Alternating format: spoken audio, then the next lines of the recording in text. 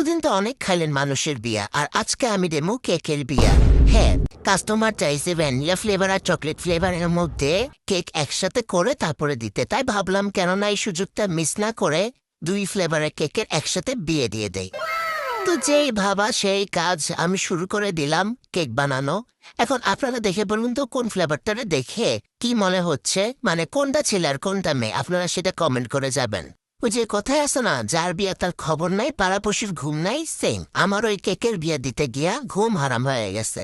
এমনি তো দেখতে কত সুন্দর মনে হইলো, বিয়ে দাউন যে কি কঠিন কাম রে বাবা। দুই ফ্লেভারের কেক একসাথে বেক করলে কি কাজ শেষ হয়ে যায়? না না, একসাথে বেক করলে কাজ হয়ে যায় না, এমন ভাবে বেক করতে হয় যেন দুইটা আবার মিশা না যায়। মানে বিয়া দেবো ঠিকই, কিন্তু একদম মিশা যেতে দেবো না। এই তো কুটনি শাশুড়িদের মতো, হি হি, এটা মজা করলাম। এই তো তারপর দেখতেছেন আমি চকলেট কেকের উপরে চকলেট ক্রিম দিয়ে দিলাম, আর ভ্যানিলা কেকের উপর ভ্যানিলা ক্রিম দিয়ে দিলাম। আবার চকলেট কেক ইউজ করতেছি চকলেট গানাশ, আর ভ্যানিলা কেক ইউজ করতেছি হোয়াইট চকলেট গানাশ। শুধু তাই না, দেখেন দুইটার মধ্যে যে সিরাপ দিচ্ছি, এই দুইটা সিরাপও আলাদা আলাদা। একটার মধ্যে চকলেট সিরাপ আর একটার মধ্যে মিল্ক সিরাপ। মানে ভাবা যায় দুইটা কেকের বিয়ে দেওয়ার ডিসিশন নিয়ে আমি কি বড় ভুল করে ফেললাম। শুধু কাজ আর কাজ। যাই হোক, বেকার যেহেতু হয়েছি, তাই মানুষ কেকের বিয়ে পড়াতে চাইলে আমাদের কাছেই তো অর্ডার করবে, তাই না? তাই একটু দায়িত্ব নিয়ে কাজ টাজ করা লাগে।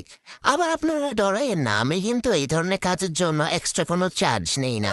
নেওয়া উচিত, তাই না? কি বলেন? কাজী সাহেবের একটা এক্সট্রা চার্জ থাকা উচিত না? কি আর বলবো, আমার মনটা তো আবার একটু বেশি উদার, এই জন্য এক্সট্রা কোনো চার্জ ছাড়াই এদের সুন্দর মতো বিয়ে পড়াই দিলাম। এবার সংসার করার দায়িত্ব তাদের। শুধু বিয়ে শাদী দেওয়ার পরে কিন্তু আমার কাজ শেষ না। বিয়ে শাদী দেওয়ার পরে আবার কল দিয়ে খোঁজ খবর নিছি এরা সুন্দর মতো সংসার করতে পারছে কিনা, এদের কেমন টেস্ট আসলো। কাস্টমার তো বেশ ভালোই রিভিউ দিল। তো যা বুঝলাম যে চকলেট ফ্লেভার কেকের সাথে যদি ভ্যানিলা ফ্লেভার কেকের বিয়ে দেয় তাহলে ভালো মতোই সংসার করতে পারে। এক তো দেখতে একটু কাইল্লা হইলে কি হয়েছে, ভ্যানিলা ফ্লেভার সুন্দর মতোই এর সাথে মানায় নিতে পারছে, বুঝছেন? তাই আপনারা আপনাদের বিয়ের সাথে সময় বেশি ধরাধরা খুঁজছেন না, চকলেট ফ্লেভারের মতন কালো লোকগুলোর একটু চান্স দেন। যাই হোক, আমার তো বিয়ে পড়ানি কমপ্লিট, আর কাস্টমারও বেশ ভালো রিভিউ দিছে। আপনারা কমেন্ট করে জানাবেন যে এই দুই কেকের বিয়ে দেখে আপনাদের কেমন লাগলো, আর এখানে কোন ফ্লেভার পাত্র আর কোন ফ্লেভার পাত্রী সেটা কিন্তু কমেন্ট করে যেতে ভুলবেন না। বাই।